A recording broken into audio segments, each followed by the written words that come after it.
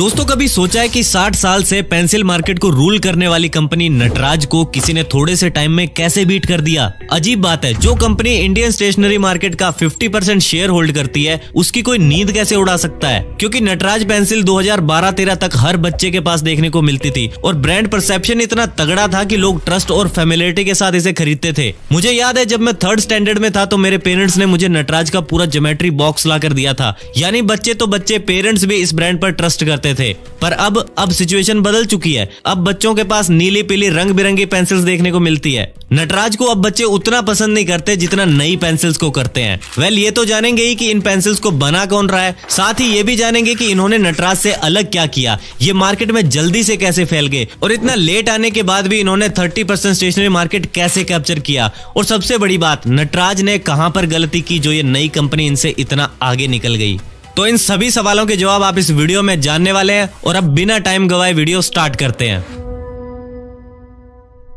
दोस्तों, pencil school memories का एक इंपॉर्टेंट पार्ट होती है और जब भी पेंसिल की बात होती है तो एक रेड और ब्लैक कलर की पेंसिल सबसे पहले दिमाग में आती है, जिसे हम नटराज के नाम से जानते हैं। पहले के टाइम में हर बच्चे के स्कूल बैग में ये देखने को मिलती थी। जो कंपनी इस पेंसिल को बनाती है उसका नाम है हिंदुस्तान पेंसिल्स प्राइवेट लिमिटेड, जिसकी शुरुआत 1958 में हुई थी। उस टाइम सुई से लेकर रेलवे लाइंस तक सब कुछ फॉरेन से इंपोर्ट होता था और पेंसिल भी उन्हीं इंपोर्टेड चीजों में से एक थी। उस टाइम इंडिया में भी पेंसिल्स बनती थी पर उतनी सेल नहीं होती थी, तो गवर्नमेंट ने डोमेस्टिक मैन्युफैक्चरिंग को बढ़ावा देने के लिए पेंसिल इंपोर्ट पर कुछ रेस्ट्रिक्शंस लगा दी।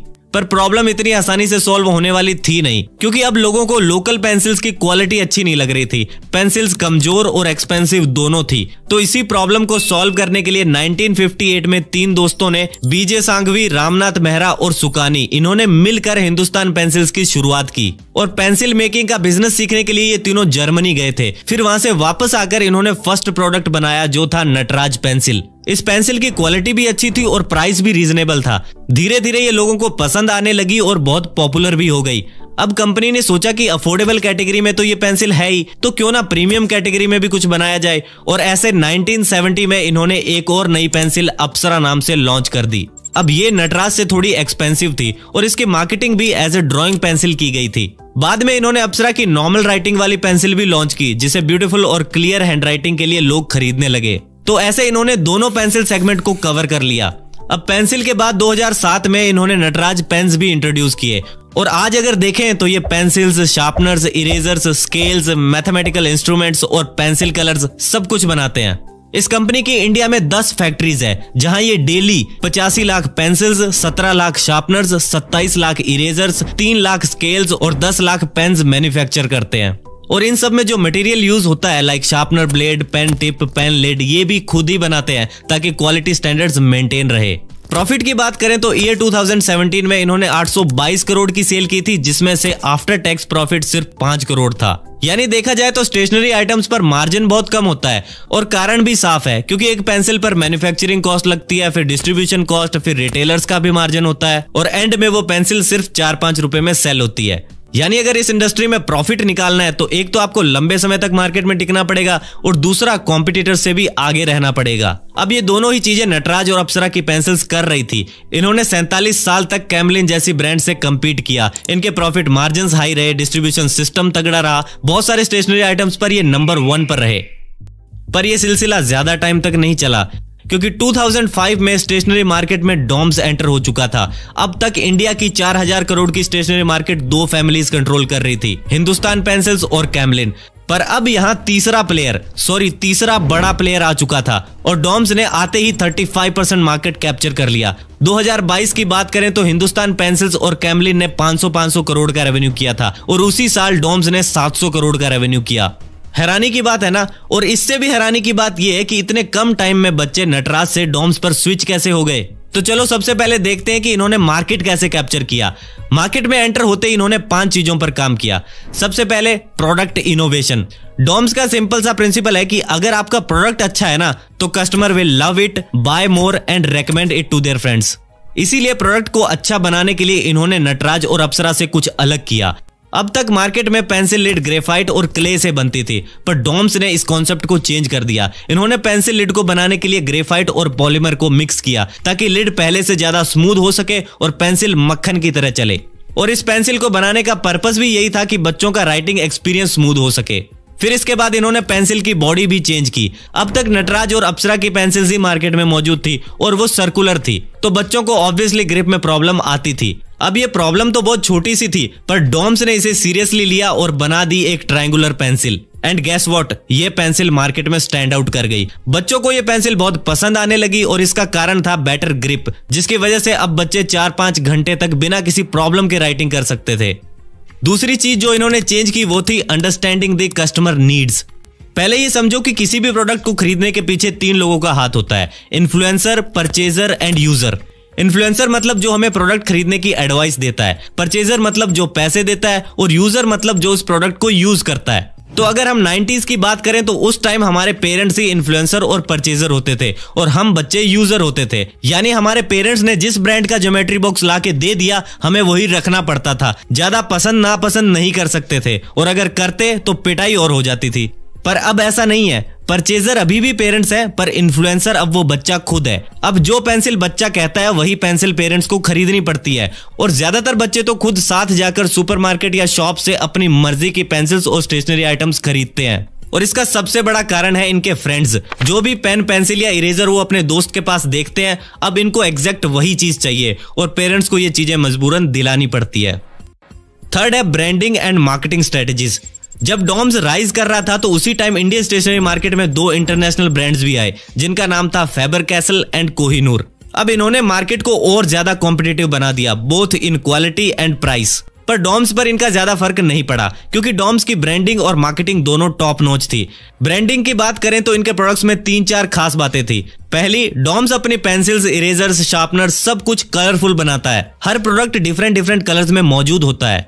दूसरा, ये अपनी पेंसिल्स, इरेजर्स और इवन बॉक्स भी ट्रायंगुलर शेप में बनाते हैं, जिससे इनका प्रोडक्ट पूरी मार्केट में इंस्टेंटली स्टैंड आउट कर जाता है। तीसरा, इनके इरेजर्स वगैरह में एक स्वीट सी स्मेल भी होती है, जो बच्चों को बहुत पसंद आती है, और बच्चे फिर उस एक्सपीरियंस के बारे में बाकी दोस्तों को भी बताते हैं, जिससे डॉम्स की free word of mouth marketing भी हो जाती है। और इसी मार्केटिंग की वजह से ही इनकी ऑर्गेनिक सेल्स ही इतनी हो जाती है कि इन्हें एड्स वगैरह की खास जरूरत ही नहीं पड़ती।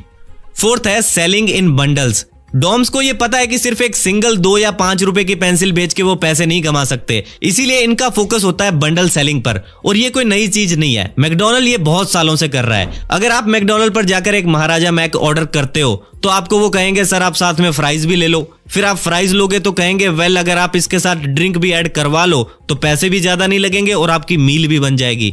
यानी ये एक ट्रिक होती है जिसमें आपको कॉम्प्लीमेंट्री प्रोडक्ट्स मेन प्रोडक्ट के साथ सेल किए जाते हैं, और डॉम्स ये ट्रिक अपने कॉम्पिटिटर से पहले समझ गया। इसीलिए इन्होंने स्मार्ट ड्राइंग किट और आर्ट किट्स जैसी चीजें इंट्रोड्यूस की और उसकी प्राइस रखी 350 से 500 के बीच में, ताकि अच्छा खासा मार्जिन भी बन सके। ऑल्दो इनका मेन रेवेन्यू तो 5 रुपए वाली पेंसिल से ही आता है, पर फिर भी स्टेशनरी मार्केट की ये इतनी डेप्थ में जा चुके हैं कि बाकी आइटम्स अगर थोड़े से भी सेल हो तो भी ये काफी मार्जिन निकाल लेते हैं। हिंदुस्तान पेंसिल्स की बात करें तो 2015 में इनका प्रॉफिट 9 करोड़ था, जो 2018 में सिर्फ 1 करोड़ रह गया। वहीं डॉम्स का प्रॉफिट 2014 में 13 करोड़ था, जो 2017 में 26 करोड़ के पार पहुंच गया। इससे ये क्लियरली पता चलता है कि बाकी पेंसिल ब्रांड्स के मुकाबले डॉम्स के पास इस time highest net profit margins है, और इसीलिए ये सबसे आगे हैं। फिफ्थ है डिस्ट्रीब्यूशन। डॉम्स को 2 साल लगे ये फिगर आउट करने में कि इंडिया में कौन सा डिस्ट्रीब्यूशन सिस्टम वर्क करता है। आज डॉम्स के पास अहमदाबाद, सूरत, राजकोट और मुंबई जैसी जगह पर 1000 से ज्यादा चैनल पार्टनर्स हैं और 3000 से ज्यादा डिस्ट्रीब्यूटर्स हैं। जैसे कि हमने बात की कि डॉम्स मार्केटिंग पर ज्यादा पैसे खर्च नहीं करता, क्योंकि ये अपना पैसा लगाते हैं सेल्स, R&D और पीपल मैनेजमेंट पर, और इसी के चलते इन्होंने एक बड़ा सेल्स नेटवर्क बिल्ड कर दिया जो अनकन्वेंशनल और फ्यूचरिस्टिक दोनों है। डॉम्स के आने से पहले बाकी कंपनीज के डिस्ट्रीब्यूशन नेटवर्क्स बड़े हिडन से होते थे, और डॉम्स ये चेंज करना चाहता था। इसीलिए इन्होंने entire distribution system full transparency के साथ बनाया, ताकि डिस्ट्रीब्यूटर्स और चैनल पार्टनर्स एक फैमिली की तरह काम करें। और इसीलिए आज इंडिया में कहीं भी चले जाओ, चाहे कोई छोटा सा विलेज हो, बस्ती हो या बड़ी मेट्रोपॉलिटन सिटी, डॉम्स की रंग बिरंगी पेंसिल्स हर जगह बच्चों के पास देखने को मिल जाएगी। तो चलो अब समझते हैं कि नटराज इस दौड़ में पीछे कैसे रह गया। 65 साल से नटराज इंडिया की स्टेशनरी मार्केट में रूल कर रहा है, और शायद इन्हें लगा कि आगे भी ऐसा ही चलता रहेगा, तो इन्होंने इनोवेट करना ही बंद कर दिया। मेजर इनोवेशन जो इन्होंने की थी वो थी अप्सरा पेंसिल को लॉन्च करना, और उसे भी 35 साल हो चुके थे जब तक डॉम्स मार्केट में आया। इन्होंने product innovation, packaging innovation, customer experience किसी भी चीज को इंप्रूव नहीं किया, और इसी गैप का डॉम्स ने फायदा उठाया। डॉम्स ने मार्केट में एंटर होते ही जल्दी से प्रोडक्ट डिजाइन, पैकेजिंग और डिस्ट्रीब्यूशन को चेंज कर दिया और ये मार्केट में छा गए। अब आप में से कुछ लोग सोचेंगे कि जो काम नटराज 35 साल से नहीं कर पाया वो इन्होंने कुछ ही टाइम में कैसे कर दिया।